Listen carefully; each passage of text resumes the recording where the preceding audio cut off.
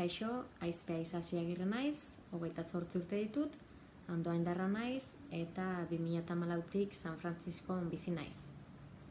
Euskararekin harremana mantentzen saiatzen naiz, ez da erreza kanpoan zaudenean, baina nik zortea dut, batetik euskarara itzultzen lan egiten dudalako, eta bestetik San Frantziskoko Euskaletxean euskara klaseak ematen ditudalako, azken 2 urteetan. Bi talde ditugu, aurreratuak, hori egia 8 urte daramatzate ikasten, eta ni ikasi berriei irakasten diet. Urtetik urtera egia esan, azken 2 urteetan ikasle gehiago ditugu, eta oso pozik gaude.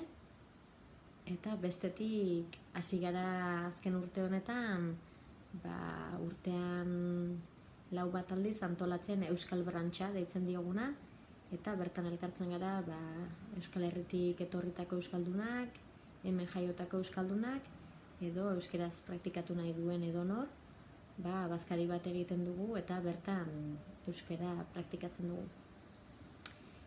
Animo zuei, Andoain, animo euskararekin, musu bat denoi eta espero dut laster elkar ikustea.